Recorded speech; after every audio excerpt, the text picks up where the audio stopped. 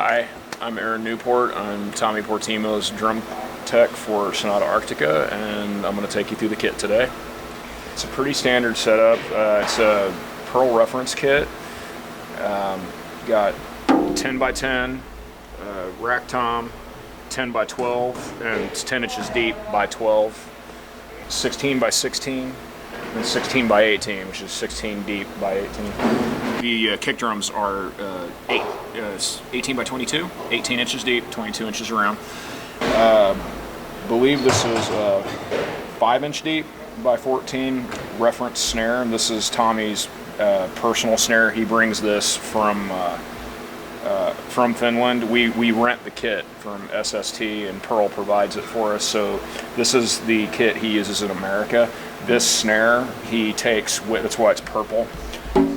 He takes this with him back home, and he brings it because a lot of drummers, I'm this way myself, you get an attachment to a snare, and it has a certain tonality, it has a certain characteristic, and once you get used to it, you tend to want to stick with it. So as far as hardware, it's all Pearl. I forget exactly which series, but it's the higher end series. These are actually kind of cool.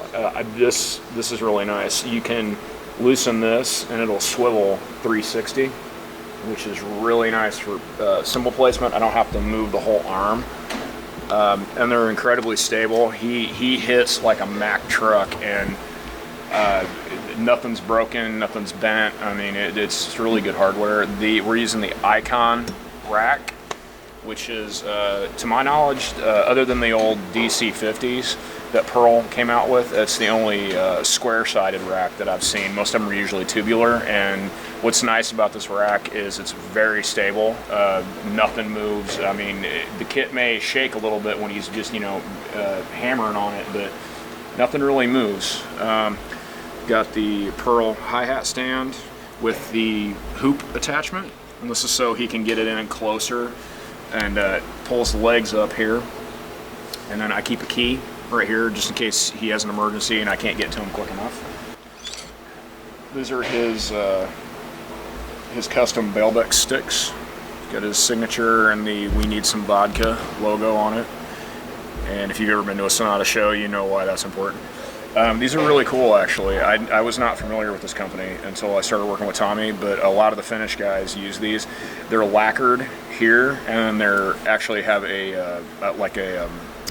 I forget what the actual finish is called, but when your hand heats up, the stick gets tacky, and it makes them a lot easier to grip. We're using clear Power Stroke 3s, which is a 1-ply head with an underlay ring.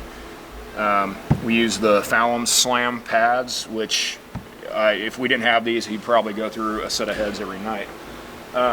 On the toms, we're using clear pinstripes on top, clear ambassadors on bottom, which is basically anybody that's playing rock or metal that's using Remo. That's pretty standard.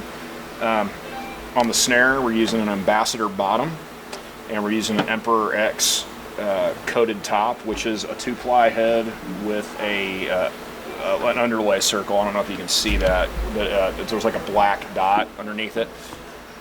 Very, very stable tuning, lasts a long time, and really has, for such a thick head, it has a lot of dynamics, which is pretty surprising. Usually thicker heads, they sound kind of, for lack of a better term, tubby. This has a really good crack to it, and but he can also do like build-up rolls like really well with it.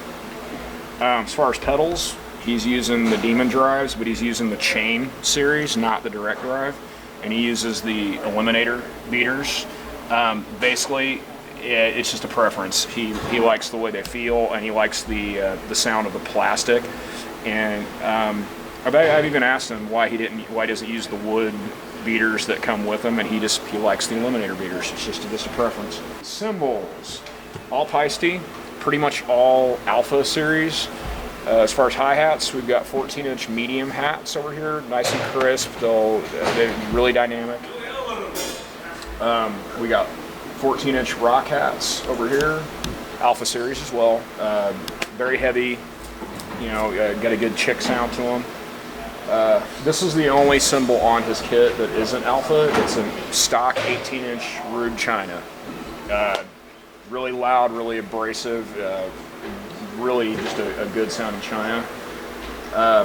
He uses a 20-inch full ride, which he actually crashes it a lot. Like he uses it almost more like a crash ride when he's not playing the bell. And it's got a really good tone to it actually when he plays it like that. And then you got 20-inch rock crash, 18-inch rock crash, 17-inch rock crash, 16-inch rock crash, all alphas. Very heavy duty. You got a lot of cut to them.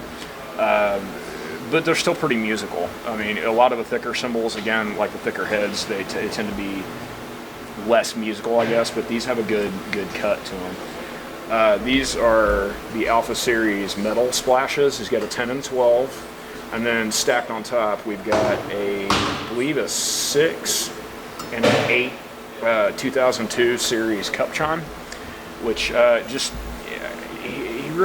he uses those kind of sparingly. They're in a couple of songs, but every once in a while when he solos, he'll kind of dig into them. But they're actually really cool. I dig them. We also run triggers on the kick drums. We run mics and triggers. These are the Roland Triggers. Really roadworthy, sound great. Never had any problems with them.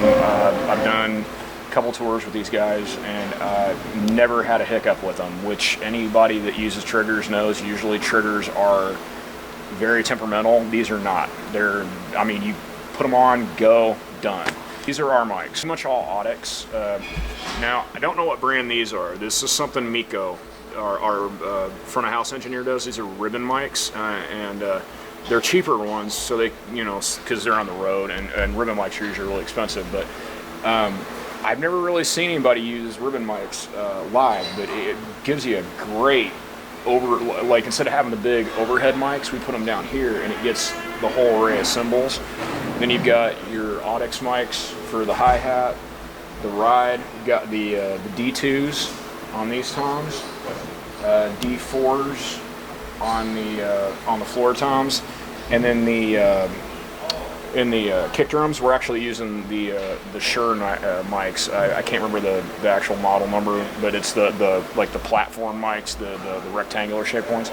So we use triggers and mics, only on the kicks though. Everything else is non-triggered. But and honestly, best kick drum sound ever is when you mix the two, you get the best of both worlds. If you haven't tried it, I highly recommend it.